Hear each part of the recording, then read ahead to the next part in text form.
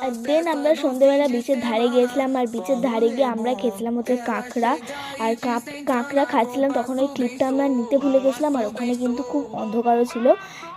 আর এখানে মাছগুলো কি বড়, তোমরা জাস্ট দেখো, বোনের দেখেই ভয় লাগছে।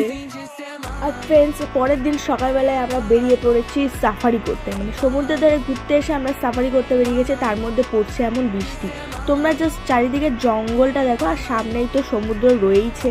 তো এখানে আমাদের কয়েকজনের মুখে শুনলাম যে এখানে নাকি একটা মন্দির আছে জঙ্গলের ভেতরে। তো মন্দিরটা তোমরা দেখো, ভেতরটা প্রচুর অন্ধকার ছিল, তাই জন্য মন্দিরের ক্লিপটা সেইভাবে তোলাই হয়নি। আর ফ্রেন্ডস, এটা হচ্ছে মন্দিরের বাইরের দিকটা, যেটা আমি তুলেছি কিছুটা পরিমাণে, কারণ দেখো বাইরে এত এত বৃষ্টি পড়ছে যে আমি কিন্তু যে কোনো মুহূর্তে পিছলে যেতে পারি। তো এবারে আমরা যাচ্ছি হোটেলের দিকে। তোমাদের আরেকবারও আমি জঙ্গলটা ঘুরে দেখিয়ে দিচ্ছি, এখান থেকে যে কোনো মুহূর্তে জন্তু জানোয়ার বেরিয়ে পড়তে পারে, ঠিক আছে।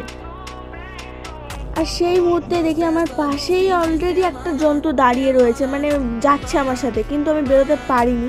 তো আজকের মতো টাটা।